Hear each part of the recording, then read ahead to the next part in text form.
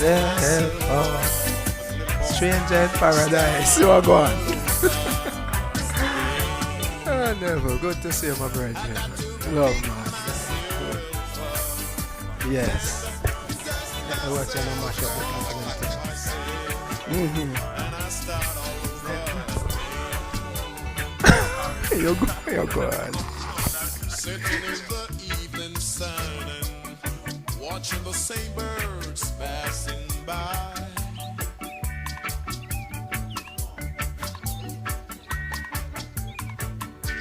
Sitting there wondering and waiting for the time for me to fly. And I tried. I said I tried. Good Lord, I tried. I really tried. But I got to pick myself up and dust myself off. Start all over again. I got to pick myself up over and over and dust myself off and start all over again. So long and not just fine. It was just a waste of time. So long and not just fine. I've been wasting all the time. I got to pick myself up and dust myself off and start all over again.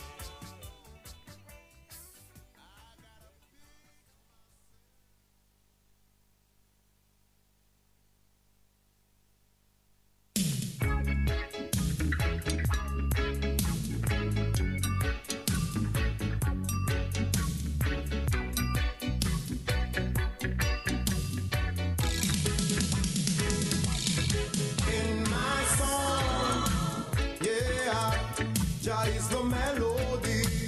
Oh, in my song, He is the symphony.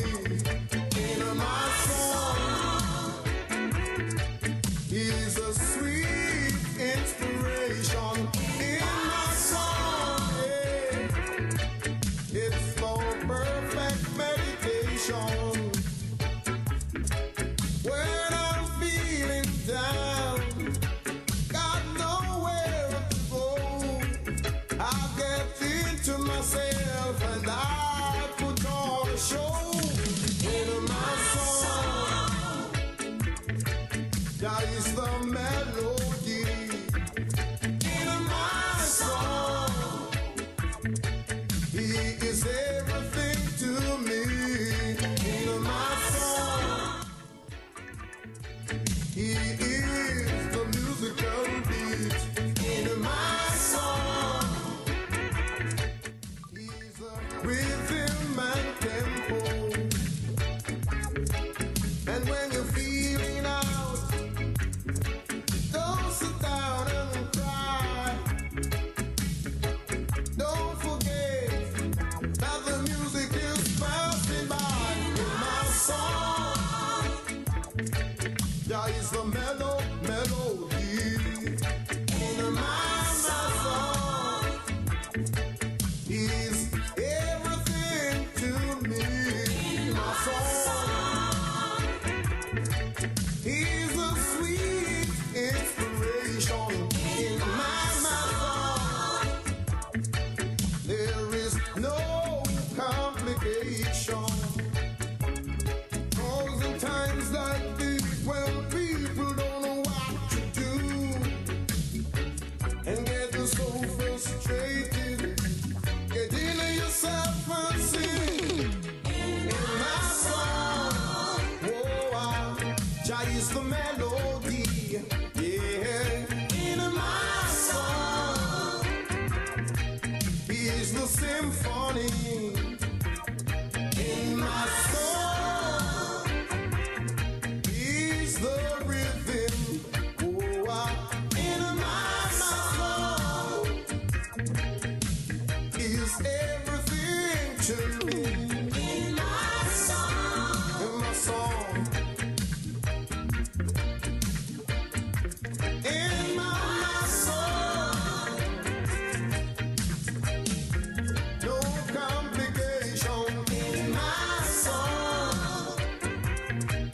Jah is the melody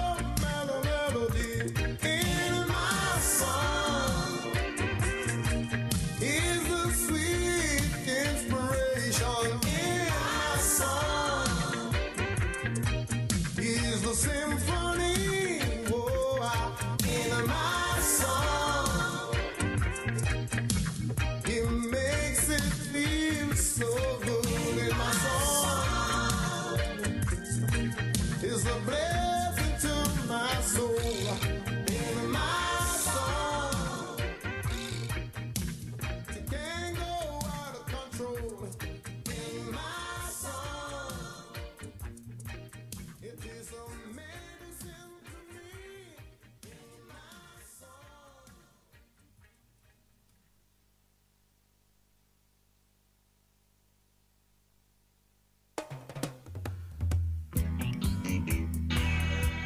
Warning. The Surgeon General warns.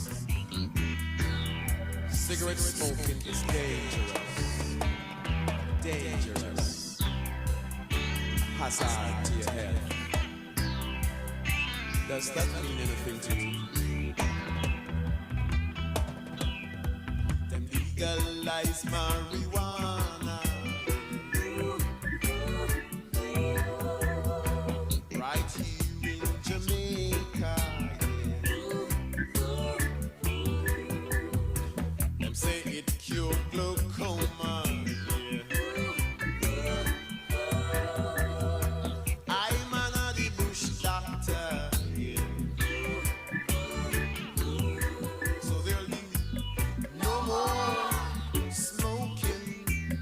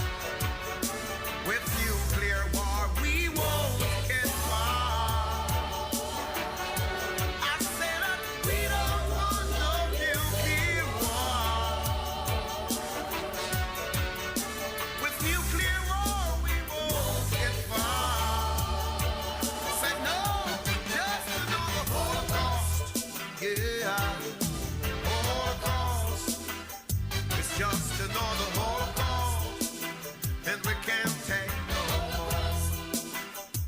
We can't take it no more. We can't take it no more. Too many people are hungry. They don't have food to eat. They are naked, cause they don't have clothes to wear. They're going insane because of the condition. Little young babies are suffering from malnutrition. And I say that we don't want no nuclear war. With nuclear war, we won't get far. No, I say that we don't want no nuclear war. With a nuclear war, we won't get far. So no, just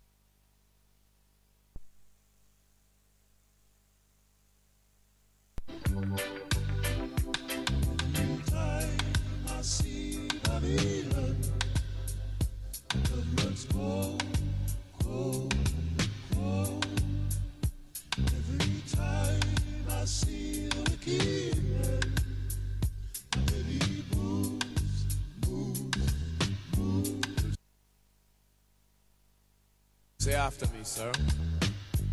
I solemnly swear that the evidence I shall give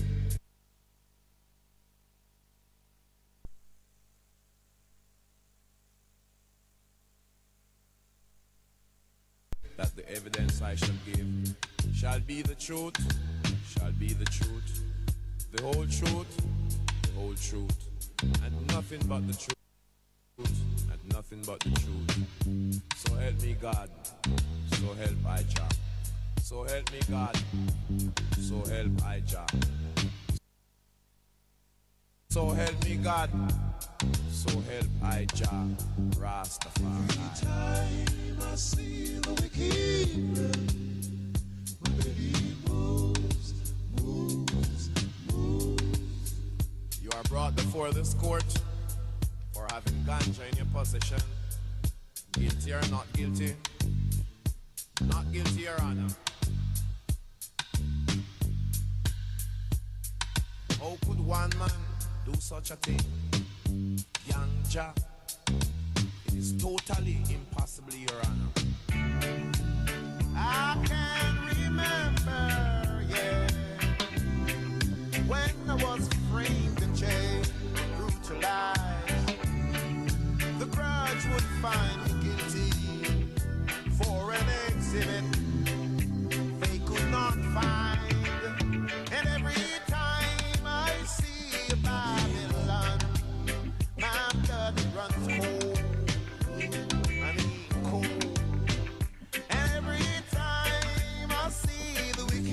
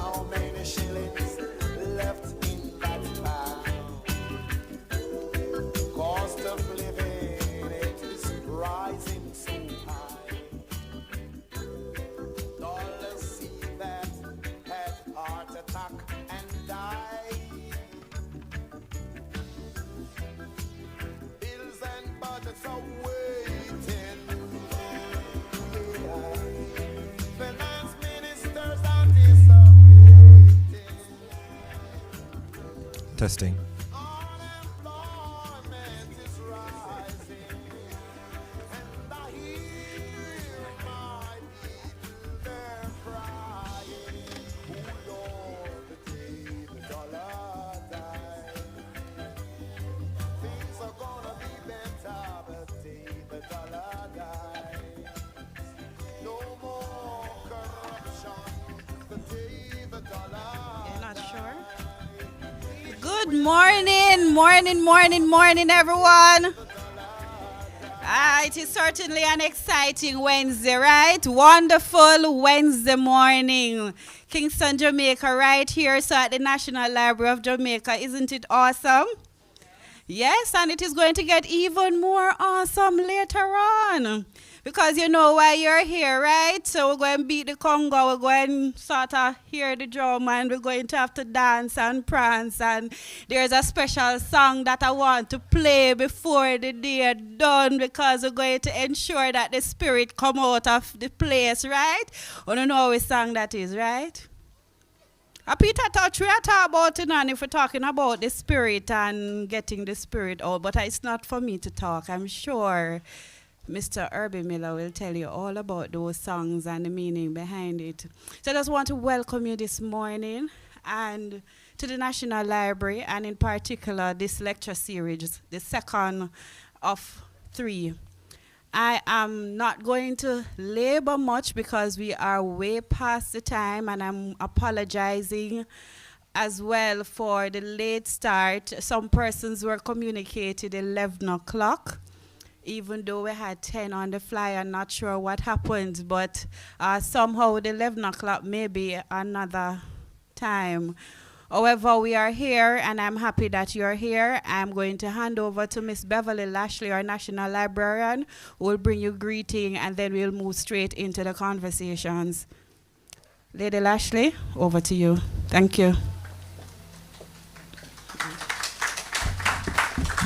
Thank you very much, Mrs. Powell. And I really want to give you a very warm welcome to the National Library, especially for those who have been visiting for the very first time. Can I see a show of hands who is your first time here? All right. You can imagine Mr. Miller, Herbie Miller, it's his first time here. Well, I know Miss Powell. Not sure if it's Miss or Mrs. She was sitting right beside me. And the gentleman there, what's your name, sir? Yes. Huh? No, that gentleman. Neville. And the surname, Pau too? Just joking. Lynn Fat, okay. Okay, I knew some chin fat from Clarendon. So welcome, special welcome to you both. Seeing it's your first visit, and I really hope it won't be your last. Because at the end of today's engagement with Mr. Miller, you're going to realize that the National Library is the place to go for information on Peter Tosh. Remember, we're talking about Peter Tosh today, right? So, a very warm welcome to the National Library as we gather to celebrate Heritage Week with this special lecture, and it's entitled Sound the Drum and Blow the Horns, the creative ethos of Paul Bogle's Morant Bay War and the music of Peter Tosh. So you notice we've entwined both persons, right? One our hero, and the other the hero in music, yes? All right. So today's event offers a unique opportunity to reflect on the rich legacy of 2 of Jamaica's most iconic freedom fighters, Paul Bogle and Peter Tosh. How interesting. Both men, in their respective eras, used their creative and political voices to confront oppression, challenge the status quo, and fight for justice. The intersectionality of their legacies, rooted in rebellion and resilience, is what we are here to explore. We are here at the National Library of Jamaica. We here at the National Library of Jamaica are especially privileged to have with us Mr. Herbie Miller. That's the man standing there in the brown. He's the director, curator of the Jamaica Music Museum, and he's today's guest lecturer. As you heard from Mrs. Powell, this is the second in a series, and I'm really hoping the first one, I'm seeing some persons in the audience who were here, was very, very informative, and I'm sure this one will be. And I'm pressuring him because we need to get it published. We need to get this information out. So, his deep knowledge and passion for Jamaican music and history will provide us with new perspective as how the actions of Paul Bogle and the music of Peter Tosh are intertwined in the ongoing struggle for freedom and equality. I personally am excited to see how Mr. Miller will take us on this journey through the creative ethos of three remarkable men, showing how their political resolve was expressed not only through action, but through the powerful medium of music. This lecture will shed light on how music, much like the activists of Paul Bogle during the Morant Bay Rebellion, has long been a platform for resisting injustice and voicing the concerns of the oppressed. Peter Tosh, with his bold and fearless lyrics, used his art as a weapon of resistance. His music, much like the actions of Paul Bogle, became a powerful tool for social commentary and political change. I encourage you all to actively engage, just like last week, with today's discussion. Last week was very active. Don't be afraid to ask questions and reflect on how these stories of resistance and creativity resonate in today's society. So once again, welcome to the National Library, and thank you all for joining us as we honor the cultural heritage and enduring legacies of Paul Bogle and Peter Tosh.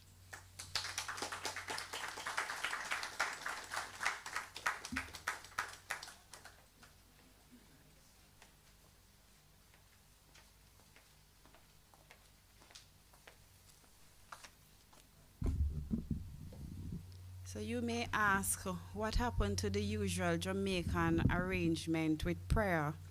So we put the prayer in the introduction because we want to introduce him in prayer.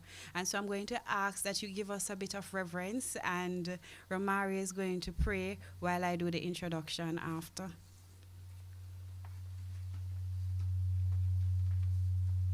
Good morning, everyone. Can we all stand as we reverence the Lord before anything else? Lord Jesus, as we come before your presence today, we thank you for this opportunity, God, to celebrate legacies, to celebrate culture, Lord Jesus, to connect the past and the present, Lord Jesus. We thank you for the words that will go forth. Mighty God, I pray, Lord Jesus, that you'd help us to learn more, Lord Jesus, as Mr. Herbie Miller shares with us, Lord. I pray, mighty God, that you just be in the midst of this conversation. Lord Jesus, take full control. In your name I pray. Amen.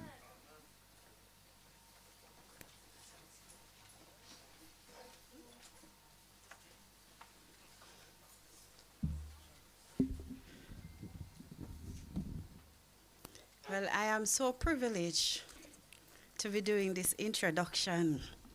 And can I tell you that I asked for a biography and I was told, you're a librarian. I don't need no introduction because everybody here know me. But guess what? I'm adding some little flavor to it, trust me. So, I have to sort of put some smile on the presenter's face. But the librarian in me sent me to the Gleaner. And there was an article on February 16th, 2014, which tells us 10 things you didn't know about Herbie Miller. I wonder if you know about it, right? And of course, I took the opportunity not to tell you the 10 things about Herbie Miller because you're going to have to do the research yourself, right? But I'm going to give you a little teaser, of course. So, Herbie Miller, Institute of Jamaica, musical director and curator of the Jamaica Music Museum.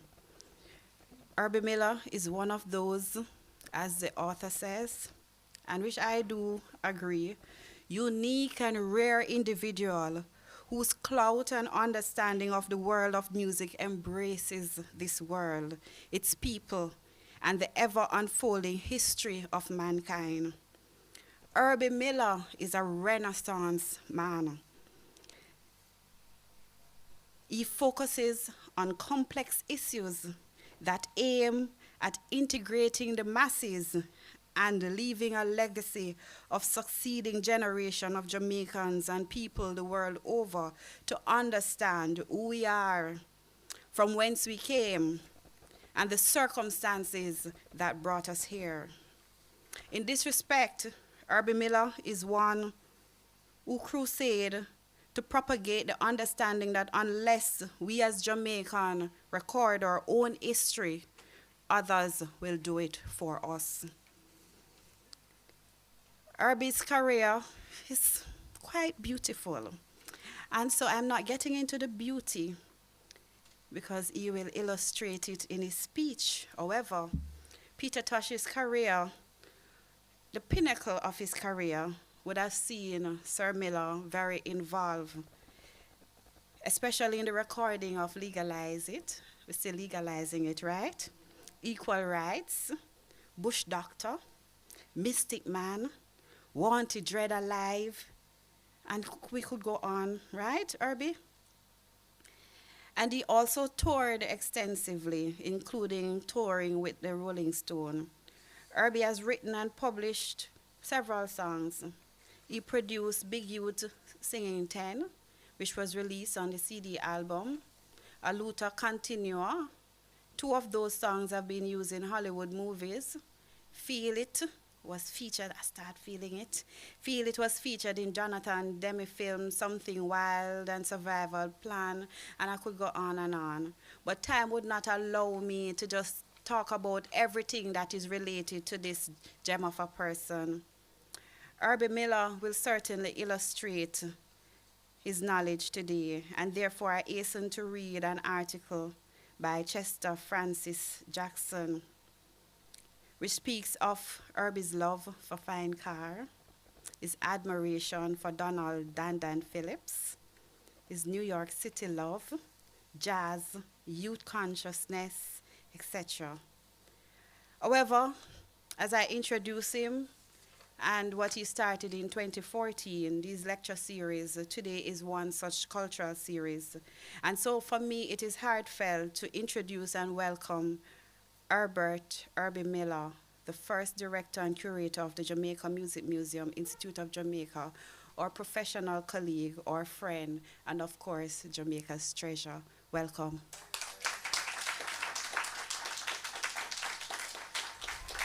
God.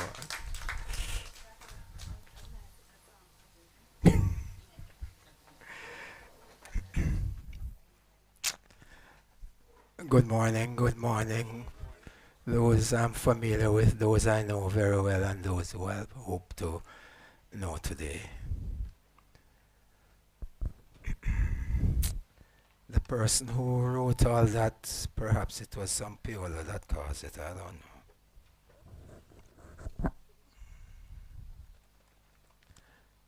Anyway, we're here today because it's National Heritage Month, and I committed to do 3 talks, lectures, whatever one might want to term it, around our legacy, our heritage, and our present condition.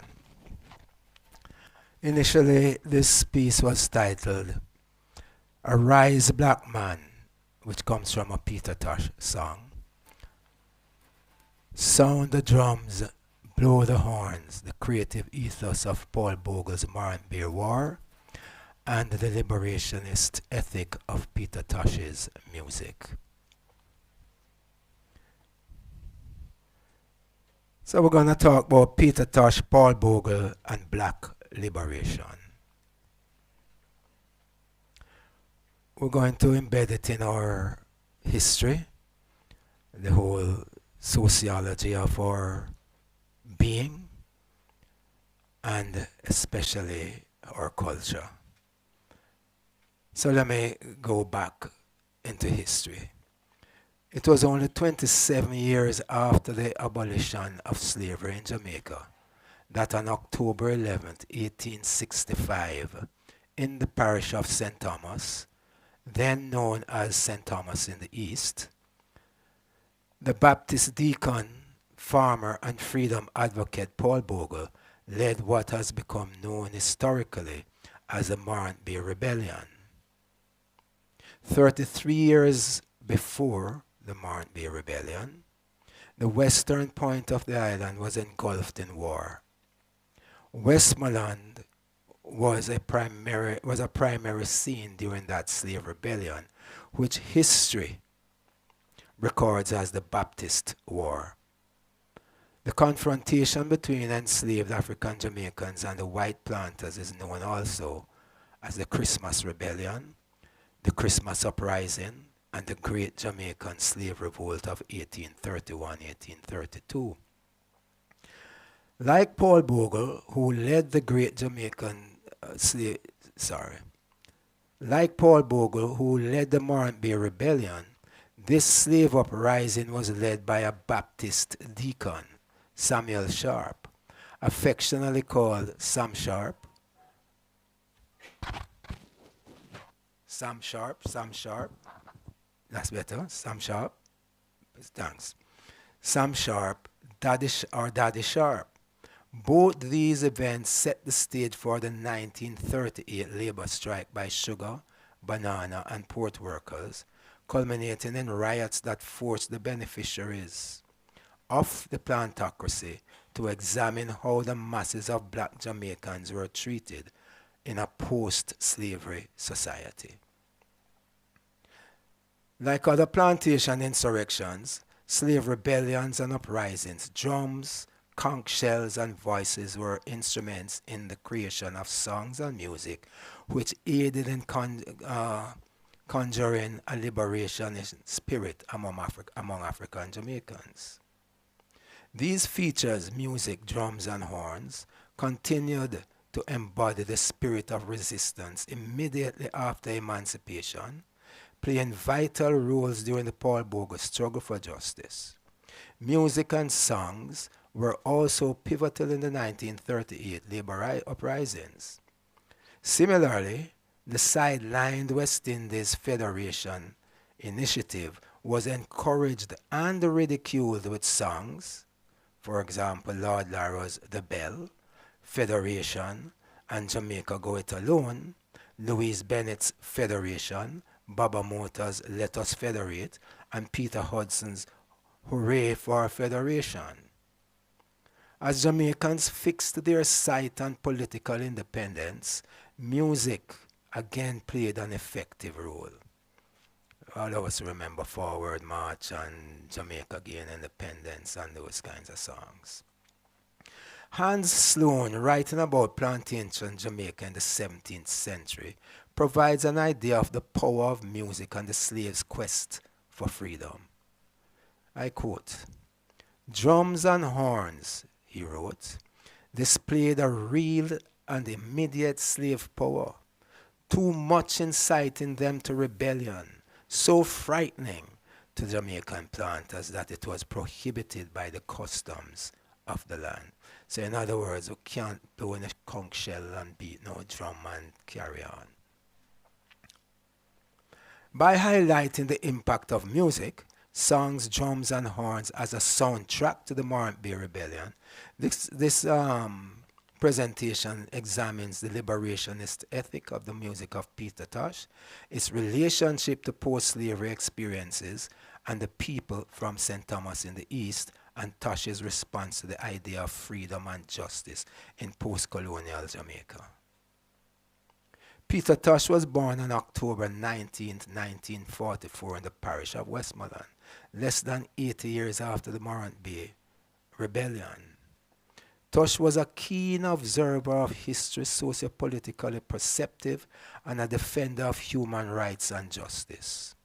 The history of the African diaspora, particularly Jamaica's role in its shaping, and the revolutionary events on the island, beginning from the days of slavery, inform Peter Tosh's worldview. Both Paul Bogle and Peter Tosh are celebrated in October as anti-colonial advocates and human rights activists within the context of the Black radical tradition. In addition, both understood the authority and importance of songs, drums, and horns in the clearing of the path to freedom, a pursuit of total liberation that is sadly still today a work in progress. At present, perhaps more so than ever before, music symbolizes and communicates the will of a people who refuse to be dehumanized within a new world technological and sociological plantation system. In Jamaica's present socio-political context, therefore, these features are as much cultural expressions and conveyors of history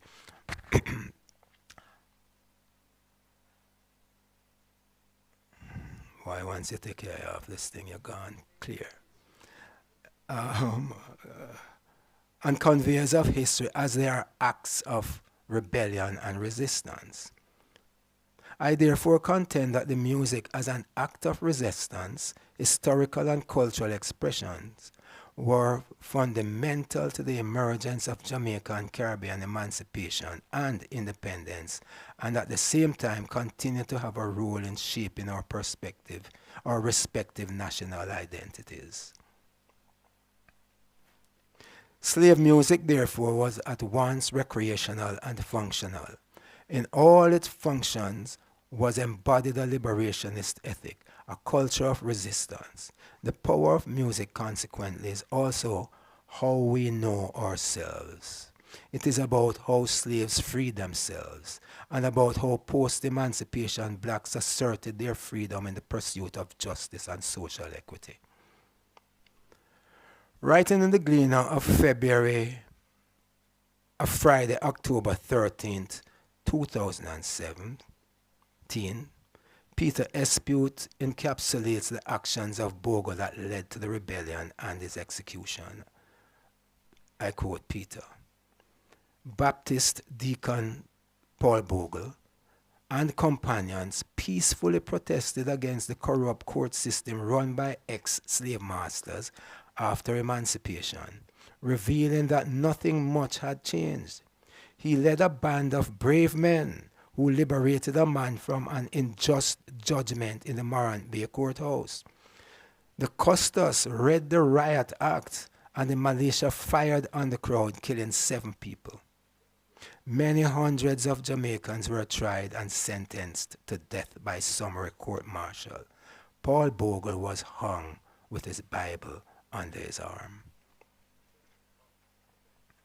If what took place leading up to and during the Morant Bay discussions and confrontations happened in our time, Paul Bogle and his people would have to look no further than to the oratorical skill, revolutionary lyrics, and musical dynamism of Peter Tosh for a soundtrack to animate and punctuate their struggles for justice. In Tosh's music are echoed much of what the people of Morant Bay and in fact all black Jamaicans at that time advocated for and struggled to realize. Indeed, many urge at this present Indeed, many argue at this present moment total human rights, freedom, and human dignity are still denied the masses, and that advocacy, as persuasive as Bogle and Tosh's, are still relevant and necessary. In seeking justice and equality for his fellow blacks, Paul Bogle advocated on their behalf at every level and throughout every channel available to him. On being rejected and denied a hearing by any leading colonial official, and with the people willing to follow his lead, Bogle wrote a letter to Governor Eyre, in which he warned that in the absence of justice, the people, quote now, would be forced to put their shoulders to the wheel, as we have been imposed on for a period of 27 years, and we can no longer endure the same. He also placed his signature to a letter signed by his closest confidants, which stated in part, quote, "War is at our black skin. War is at hand. From today to tomorrow, the white people are now cleaning up their guns for us, which we must prepare too." In essence, end of quote. In essence, what Paul Bogle had done with that pronouncement was to sound the war drums signaling the Morant Bay uprising. Were the reggae legend and human rights advocate and activist Peter Tosh present during the Morant Bay conflict, I believe he would have interpreted Bogle's statement simply to mean what his anthem, co-written with Bob Marley, advocates. Get up, stand up for your rights. Get up, stand up, don't give up the fight. Like Bogle, Peter was also a freedom fighter intent on the total liberation of the people, including the freeing of their minds. As he often said, my music is for the freeing of the people from their slumbering mentality and bringing them closer to reality. Before embarking on that historic confrontation, which ended in the execution of Bogle and his closest allies, including George William Gordon, and the killing of hundreds of those struggling to gain personal and collective equality, Bogle and his followers entered into a ritual invoking the ancestors and seeking the fortitude to endure the struggle and pledging loyalty to one another toward achieving total freedom. Here, Tosh's creation, also known as Jah is my keeper, and Jah guide would have been inspirational. So in Peter's Jah is my keeper, he sings, and this is picturing Bogle and his followers going into that moment when they seek the fortification, the strength and endurance from their ancestors.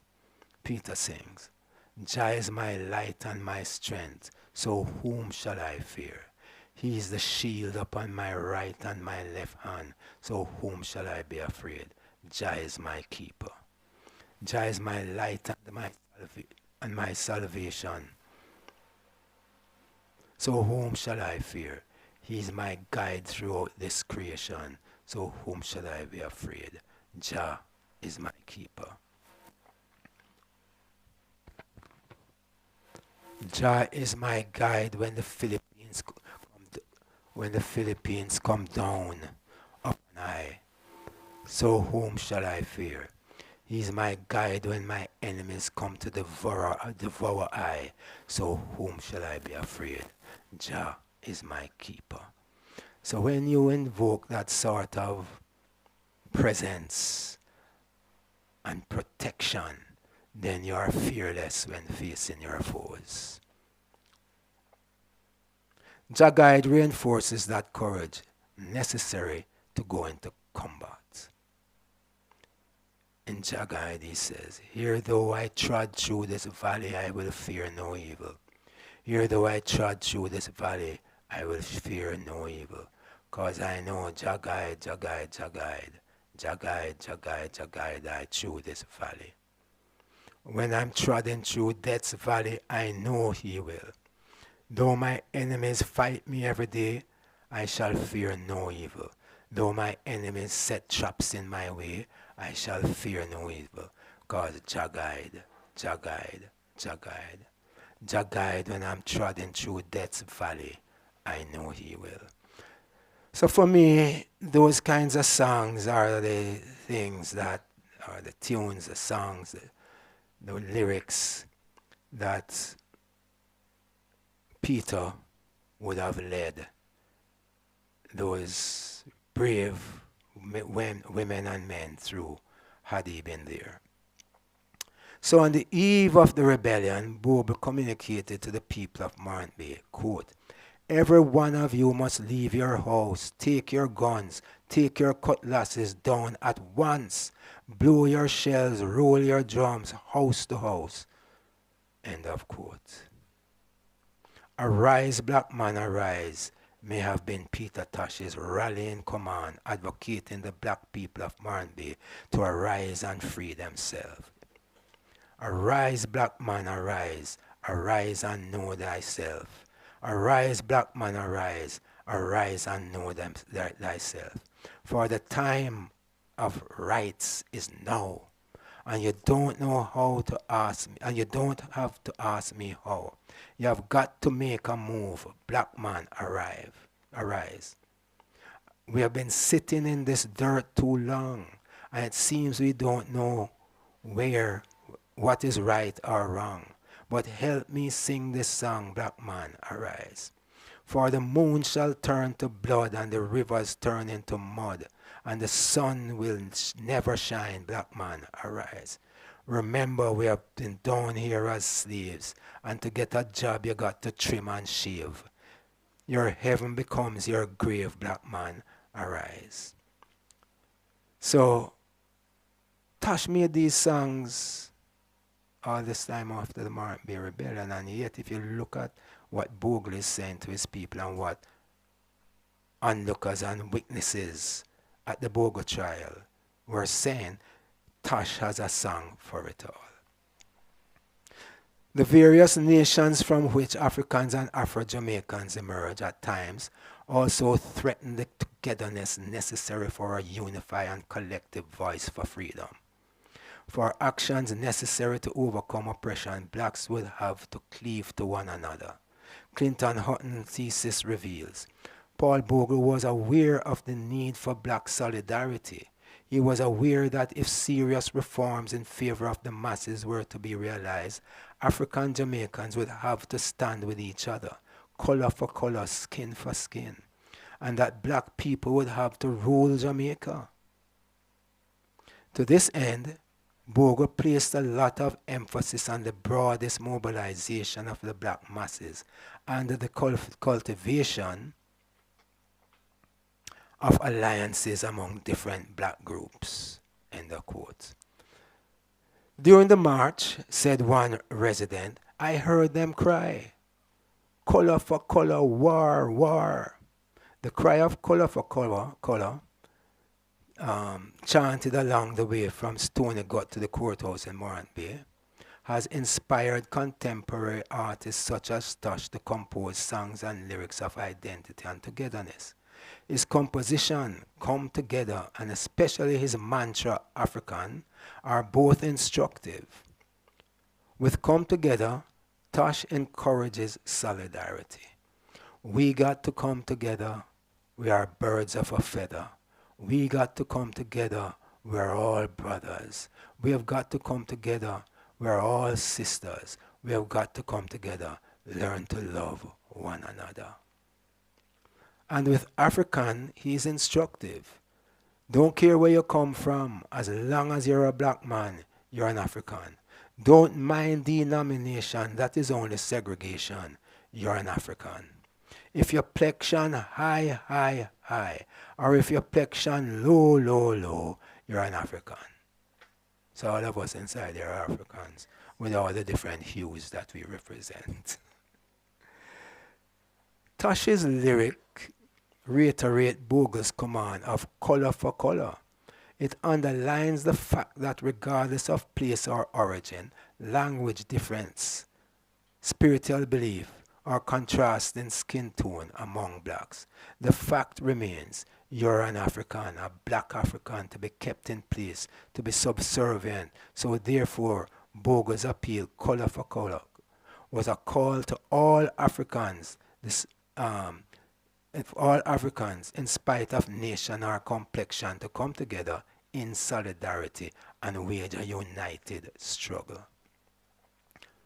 In the absence of justice, the marchers chanted, we want no peace, we want war, war.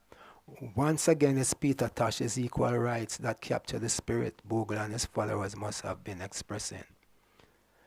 Everyone is crying out for peace, yes. No one is crying out for justice. Everyone is crying out for peace. None is crying out for justice.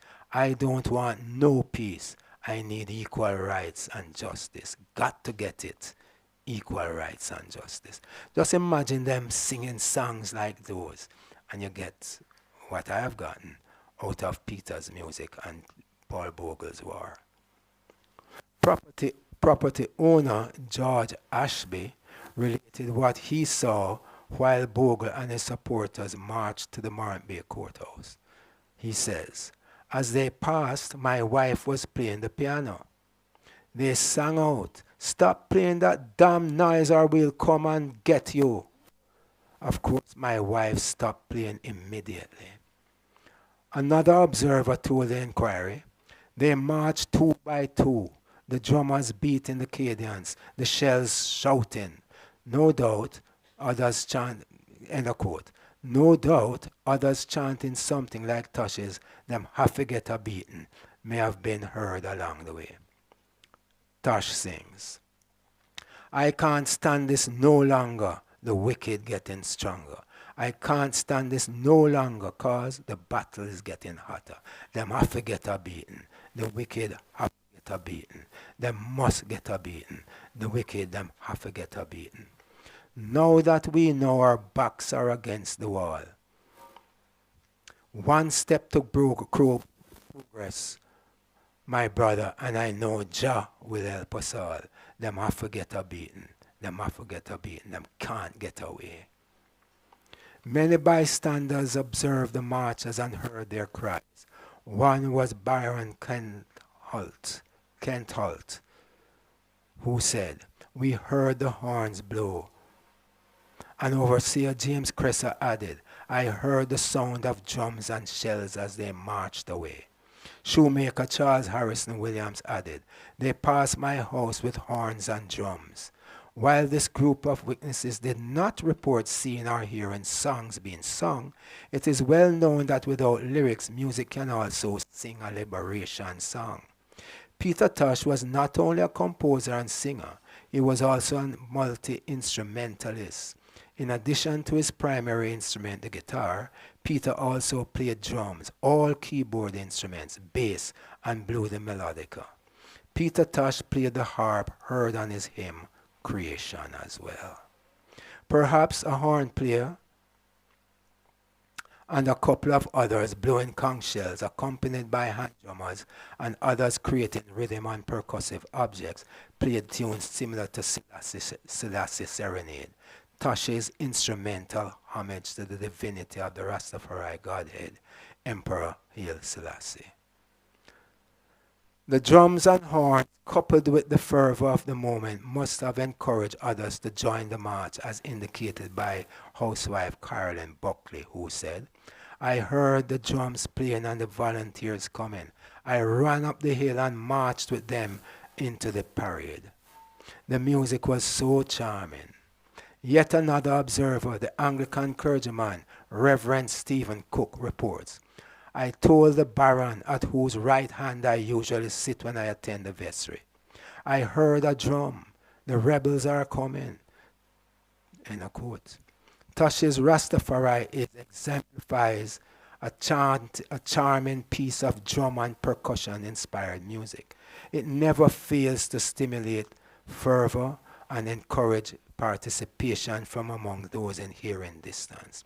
For sheer musicality, Rastafari equates the best songs of Tosh's or anyone else's for that matter. Its stunning instrumental grace, its dynamism, and intoxicating magnetism.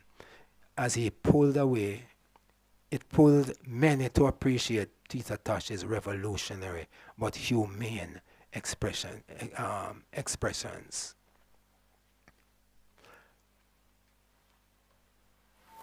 By encouraging a participatory engagement with community spiritual enlightenment and social uplift through the influence of music, Peter Tosh was not unlike musicians who made up the seminal ska band, the Scatolites.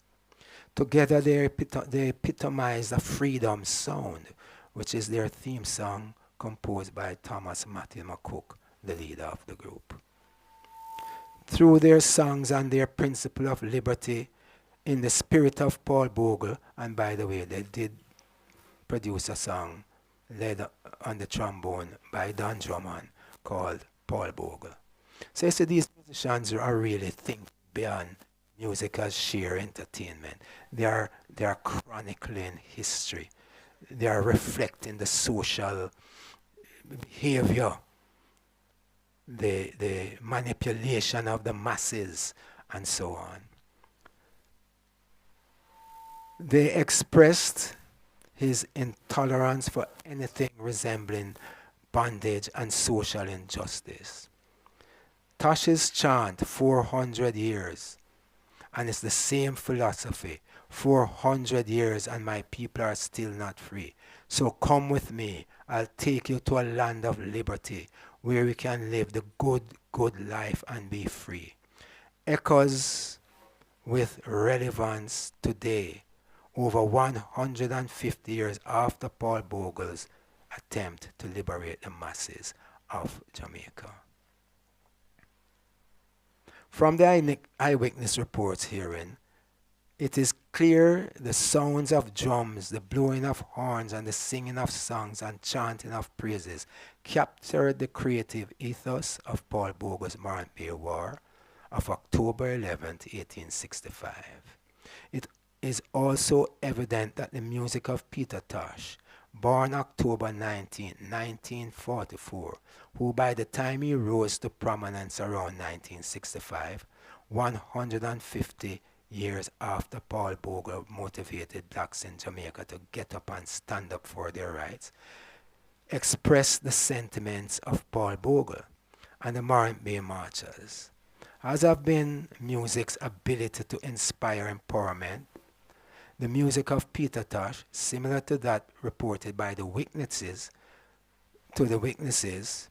of Paul Bogle and his followers during the Morant Bay Rebellion, that the capacity of engaging a call and response ritual similar to the marchers, as though it were a shout for the gathering of ancestral spirit to guide the oppressed through any crisis, including the Morant Bay War, and ones resembling what Peter just called the Valley of Tribulation, Death's Valley.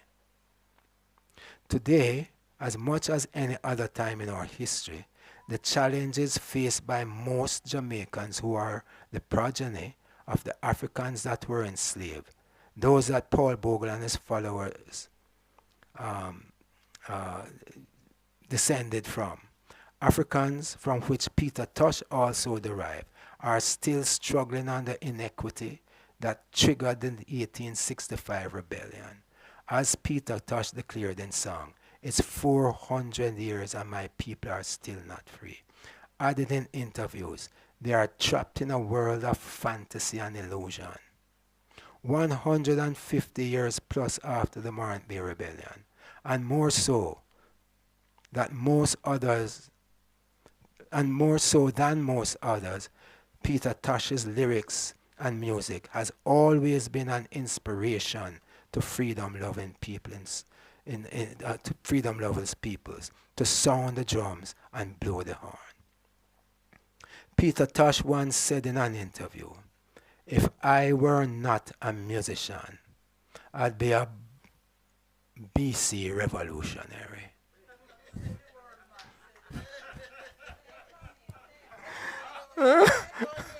Don't do it.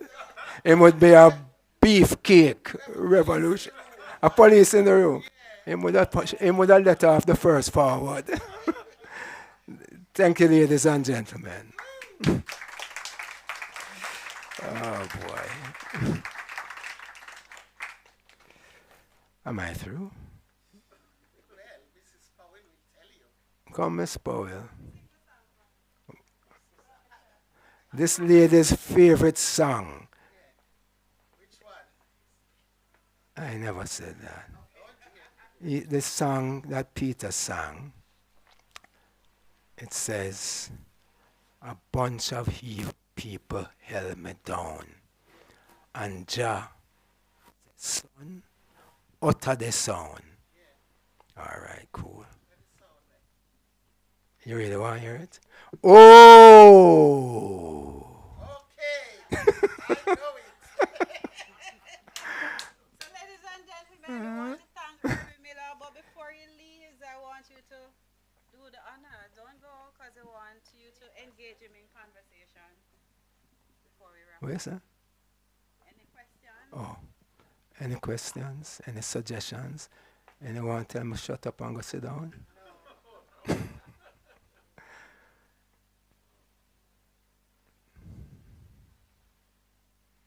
Okay.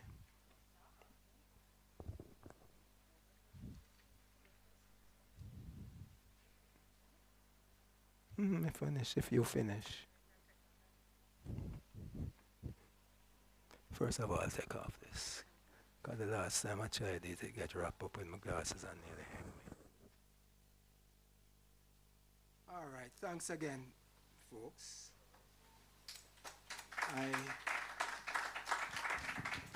I hope you will be at Edna Manley next week. And just yesterday they gave me the date and the room. I don't remember the dates. But the room is the Edward Seaga room on the Edna Manley campus. I know you can't forget that. And that one is about Neville Garrick's artwork.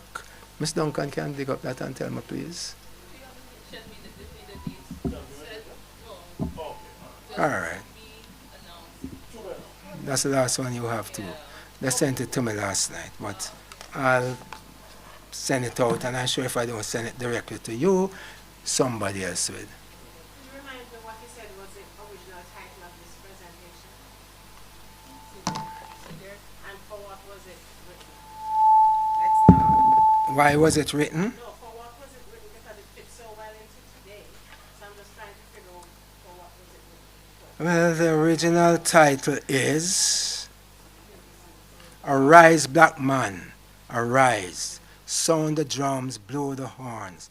The creative ethos of Paul Bogue's Mark B. War and the liberationist ethic of Peter Tosh's music. That's today's talk. Yeah, And you said it was had another title. that's the original title. That's the original title. And for Yeah. what was it written? Just for writing's sake. Your writing. Okay. I don't remember if I'd written it for anything specific. Went wrong with Give thanks, sister. Yeah. It's now when the mic turn off and I want to ask some question. You see, y'all want me get in no trouble, but none of you want to get in any trouble with me.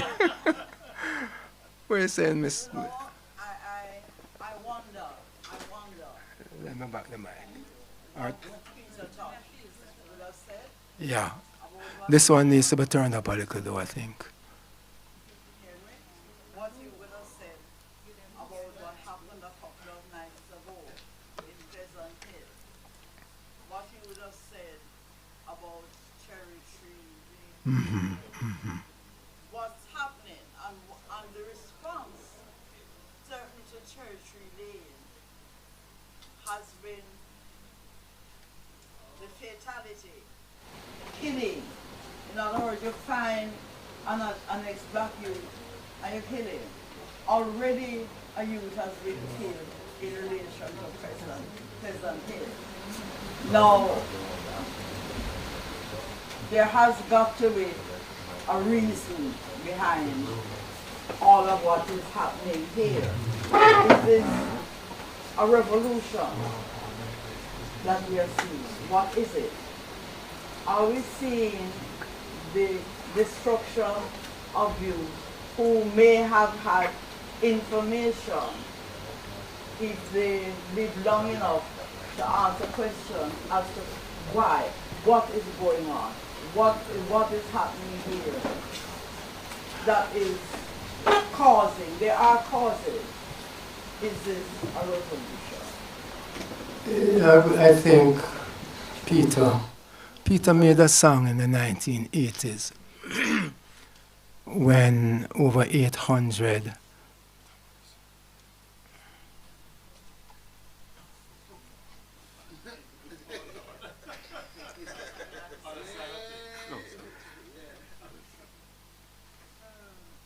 Why this feel like when grandma used to try pull my shirt over my head to send me to school.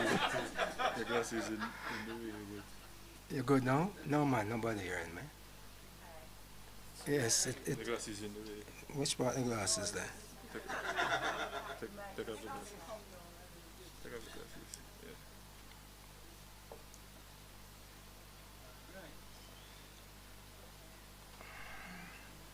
I feel like Flash Garden. All right, Mr. Man down there, give us a little volume now so I can hear what I'm saying. Back in the 1980s, is it on? Not yet.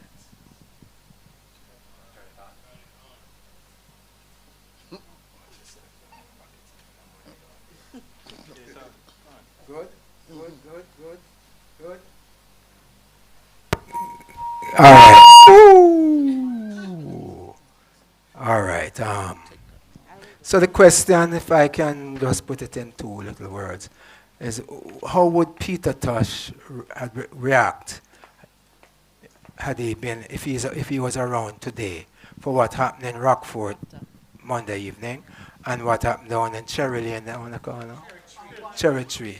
And what keeps happening Yes, yeah.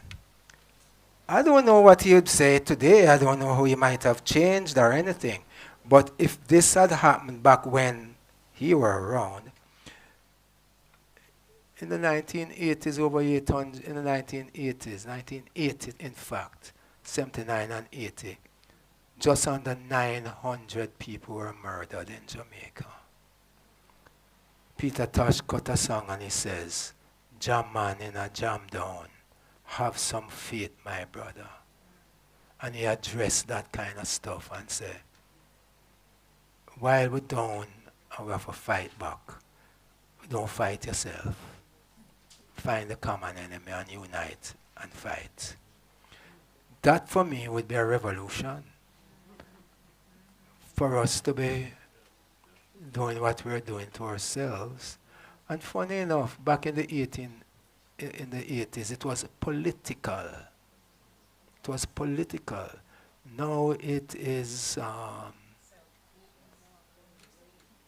scamming and drug business and all these things. So that in itself is so counter-revolutionary that I think Peter would have been extremely disappointed. He made another song called Crystal Ball.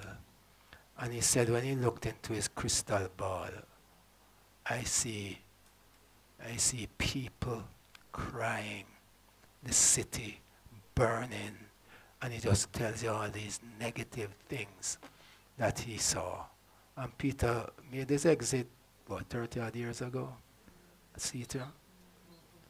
So, I believe our artists, musicians, poets, writers, etc., musicians, singers, are our true leaders in many ways, or true historians, how they capture the moment fearlessly, honestly. And I don't think he'd put up with that kind of things without addressing it in music. But as he said, if he was not a musician, he would be a revolutionary. I think it was about 1981 on Rosh Hashanah Day. There was a huge concert at Madison Square Garden called the No Nukes Concert. It was a concert against nuclear weapons. And Peter was invited to be on that concert with all kind of big shot people of that time, Carly Simon, Bruce Springsteen, the Rolling Stones, big shot people. and it's Rosh Hashanah day. There's a little insert in the showcase out there at that concert. What Peter did that day that none of us knew until he turned up was go and find himself a Palestinian burnous. You remember the kind of frock-looking thing that Yasser Arafat used to wear and that they still wear? It's called a burnous. That's how we protested how Israel had attacked the Palestinians. He never said a word about it. He just turned up in that, and that high Jewish holiday. Now you tell me if he's a coward that or a fool. Is one or the other? Or is it a revolutionary? Peter was something else. Yes. Michael, yes sir. Yes, Herbie, thank you for an enthralling presentation. And I like the way you basically juxtaposed Peter as a modern Paul Bogle. Very, very fitting.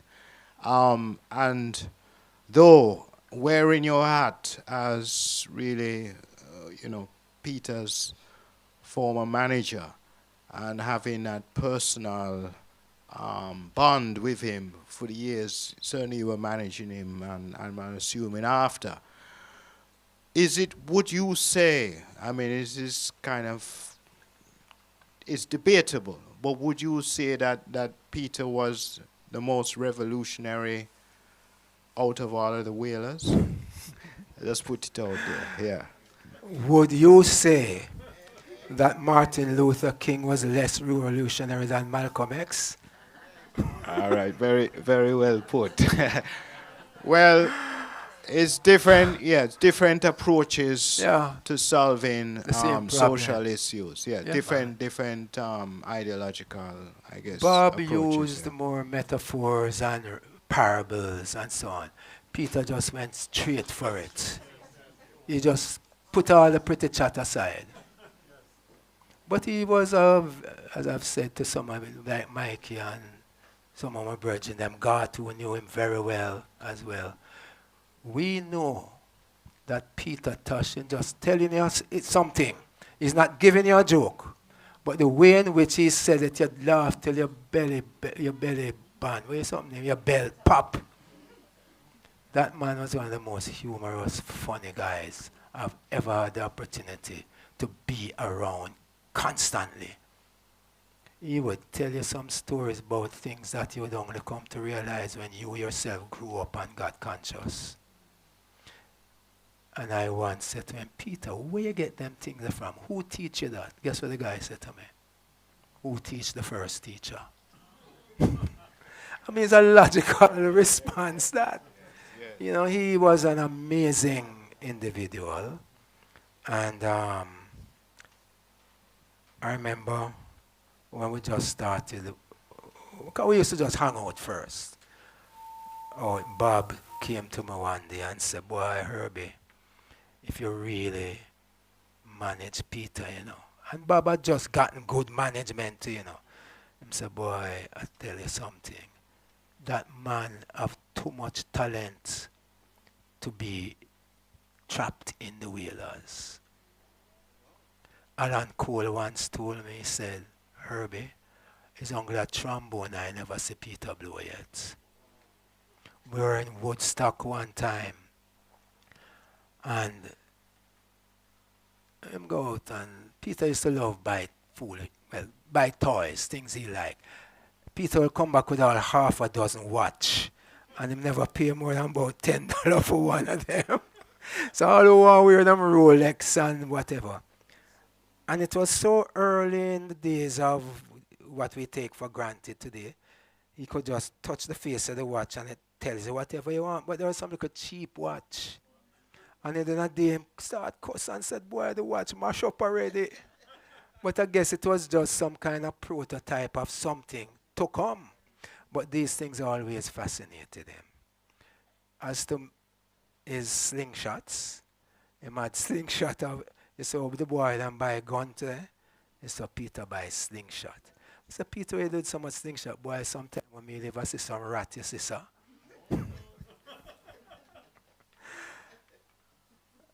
skateboard, roller skates, unicycle. Robbie Shakespeare said, Herbie, you know, him never used to have a nice life as a child, him never get no toy. That's why I buy them now. Right, God? Robbie Shakespeare.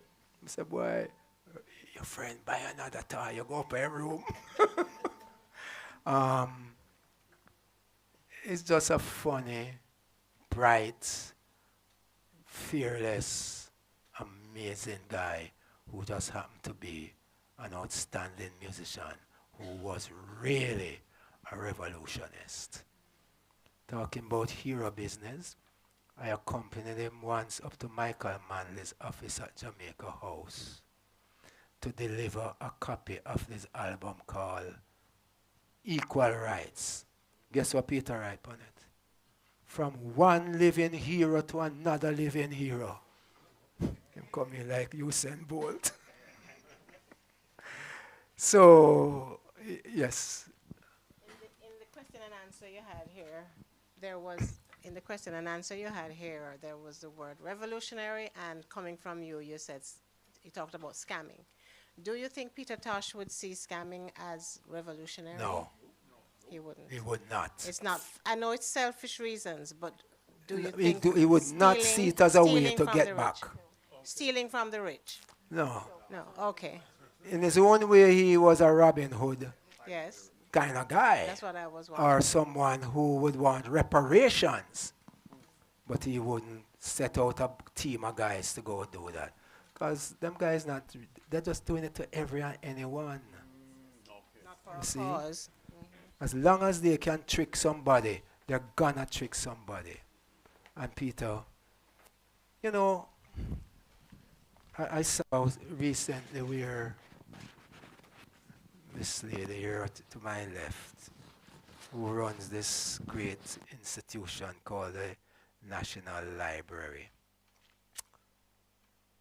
Somehow, some way, there are papers by leaders and etc. etc. And I discovered there were the Michael Manley papers lodged somewhere, not to be open and publicized until something like 50 years after. And I suspect that this is what happens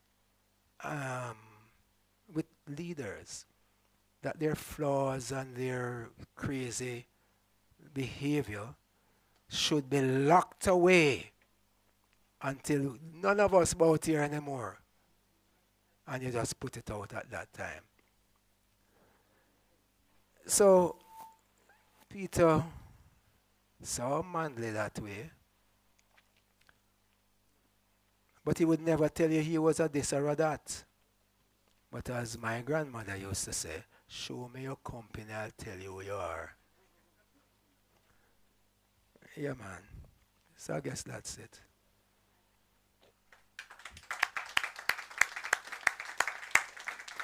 Help.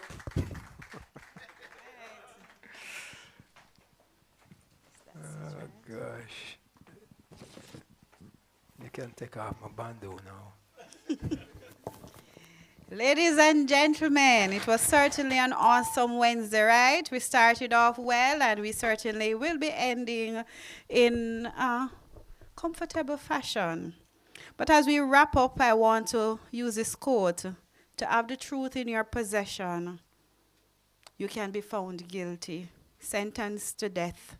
It is not the one half that has never been told, it is the three quarters. You know that quote, Herbie? Yes.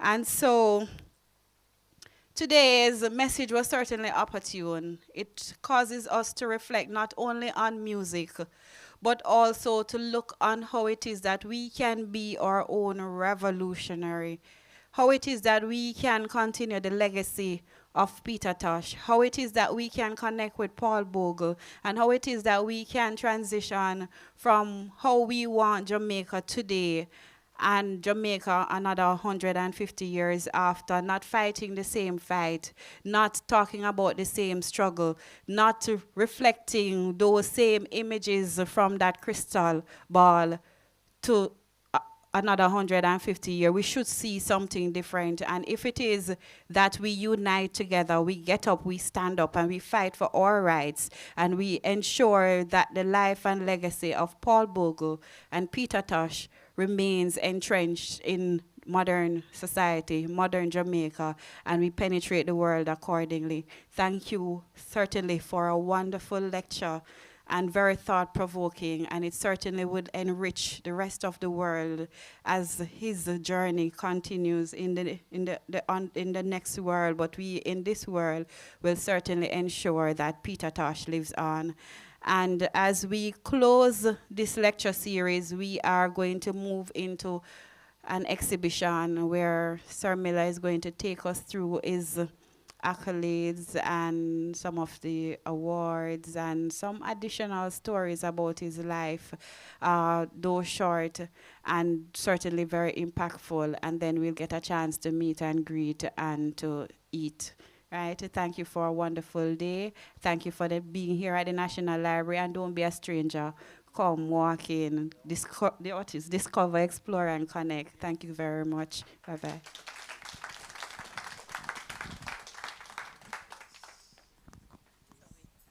Fire.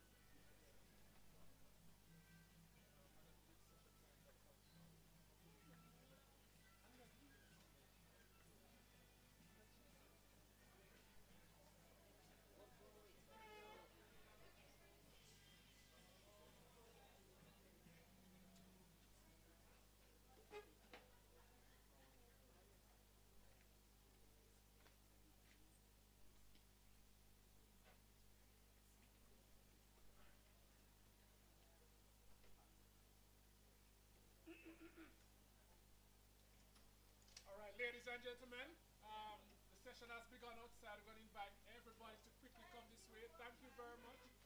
Everybody this way. Thank you. We're waiting on you.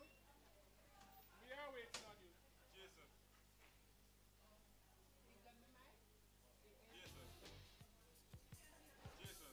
Coming in hot, hot, hot. Firing some shot, shot, shot.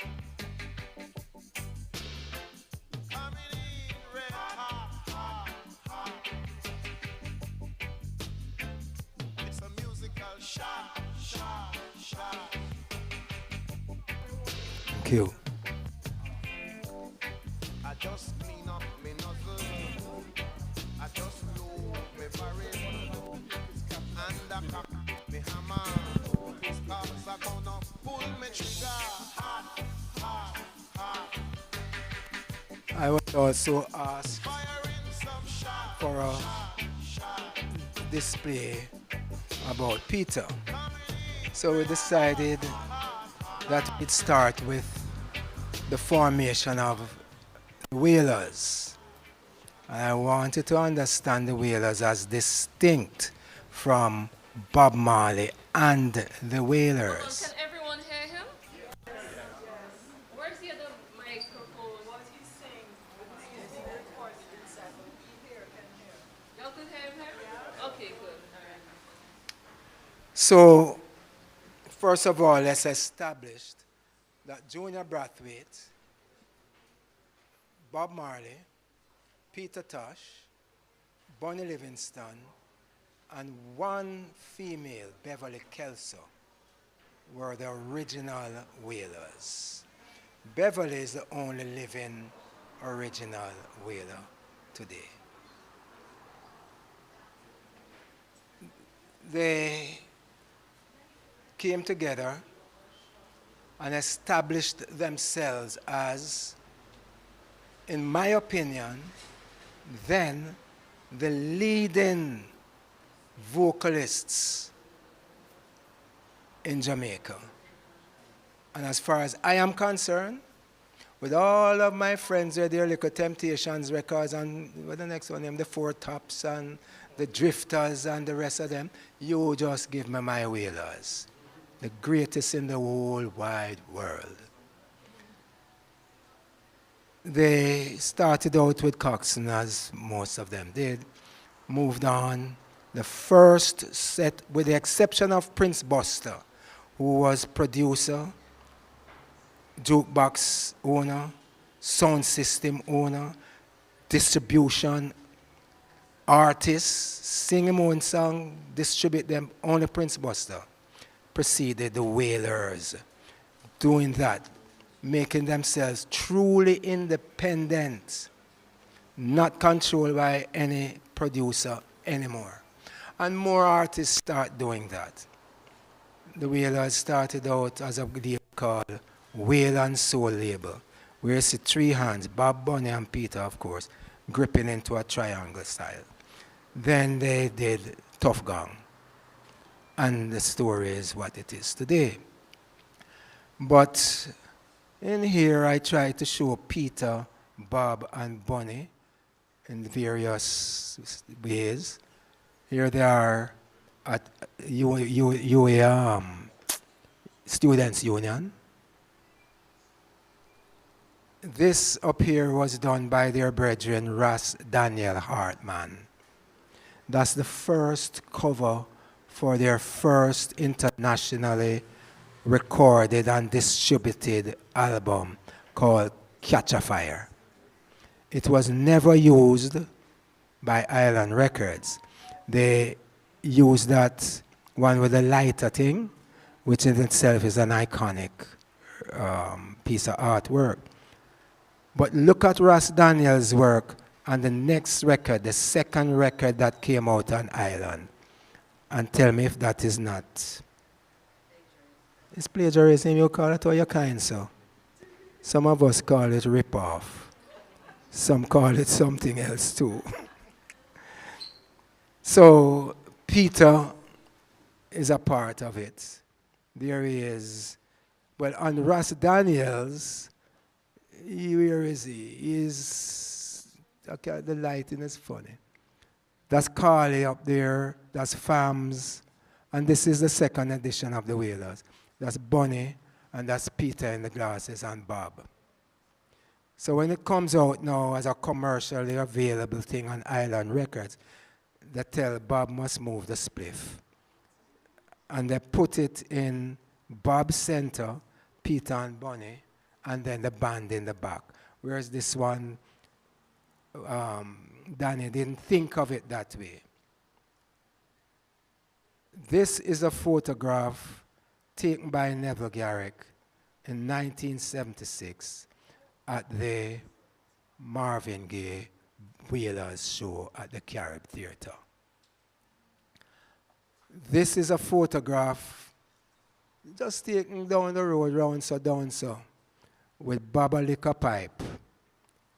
Look how gleeful Peter is waiting on the second lick. And Carly down there coming up as the next one to lick the pipe. See it? These are, well, this is the piece I told you. Well, if you get close to it, you'll see Peter in his Palestinian outfit. This is Madison Square Garden. Is this one? Yeah. This is a letter from his publisher inquiring about a fan club.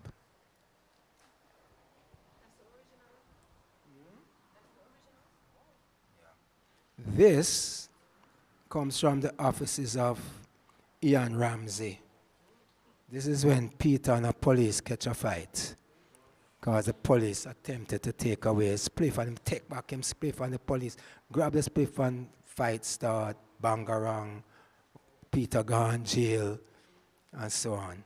So Ramsey wrote back to say one of the judges are not seen some kind of evidence that the ruling didn't go, it went against Peter.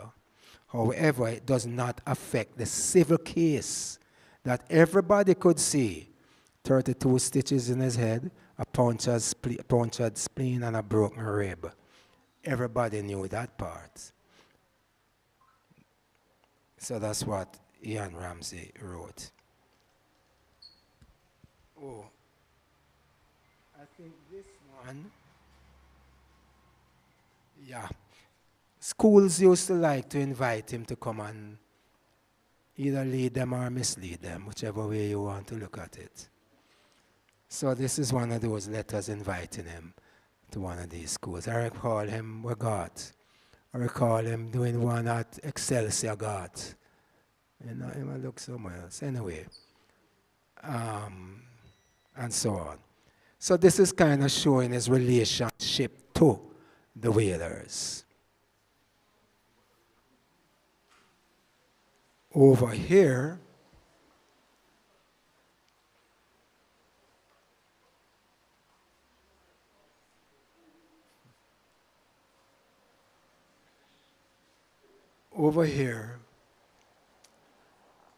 are the first two records Peter made for an international label after leaving the Whalers and Island Music. The first one is that huge one called Legalize It. Legalize It, I will advertise it. And the second one, which again in my opinion, is one of the strongest socio-political albums I've ever come across, including Marvin Gaye's Inner City Blues, or Stevie Wonder's Fulfillingness, or anything Curtis Mayfield and the Impressions made, including Sonny Rollins' Freedom Suite, or Max Roach's Freedom Now Suite. All of those, in my mind, if you really want to hear revolutionary talk, equal rights. He sings on it, equal rights and justice, get up, stand up, 400 years, African, and apartheid. Just for those 5 or 6, scores it for me. And Gold Records, I think that one was, we got that one for Buckingham Palace. There are others, but I think one was sufficient. And this one, this is the last work we did together, Wanted, Dread, and Alive. And for those of you who might be interested, that artwork was done by Neville Garrick. A little snap of what Peter looked like when he was a proper, decent little boy. Look at his passport picture. In this one, that's him and Mick Jagger with a handcuff around him. This was just a beautiful marketing thing that came out a few years ago. Peter did a lot of anti-apartheid shows, and I saved some of these tickets and adverts for that period. This is an official invitation from Prime Minister Manley to Peter for us to attend 1980 when Harry Belafonte performed in Jamaica. I think it was in Brownstown. So just some little personal things I chose to show. Over here, when you get a chance, I try and make this little connection between Peter Tosh and Paul Bogle, so you can look at it at your own leisure. This is a more elaborate, more what you call academic piece on the same topic we just discussed. No, he doesn't have anything to do with this one. And in here are some of the works that he has performed and stuff others have written about him. And with that, we'll bring this session, unless you have something to ask or suggest or to say or to even donate. We still take donations. Not collection, donation for the national collection. So if it's book and such the like, you go in here. If it's artifacts and stuff, you come next door.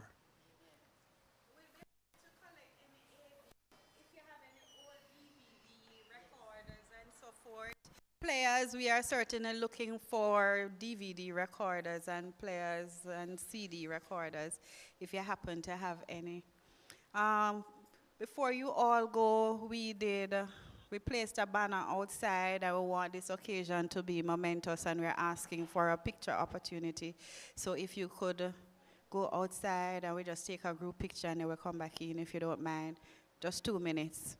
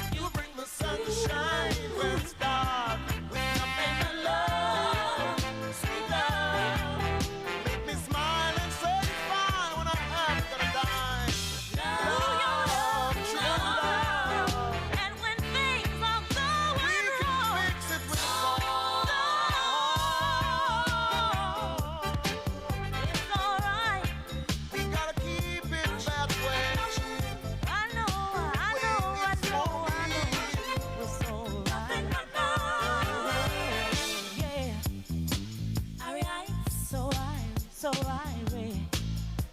You make it alright. Me too, feeling. Give me fever. Alright. You make it alright. Down in my heart, the love is tearing you apart. Alright. Oh, you make it alright. You are the essence of everything I love. Oh, baby. Alright. You know you make it alright. Positive vibration. Alright. Going in circulation. We're gonna give it to the nation. Alright. Through this corporation. You make it alright. Alright. You make it alright. Alright. I love it, I love it.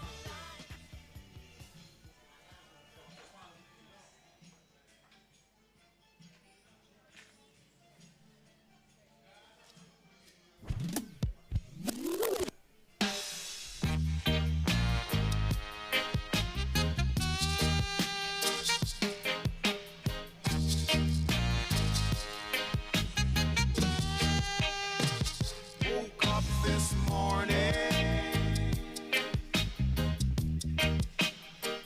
with a funny, funny feeling, and that feeling was an unusual feeling.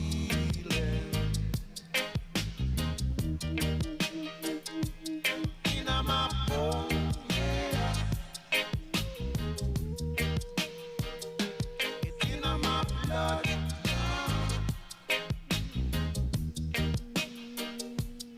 In my toes. Coming up to my brain. I went to the doctor to check out what's matter. I went to the doctor to find out the matter. Doctor said, son, you have a reggae myelitis. I said, what? Doctor said, son, you have a reggae myelitis.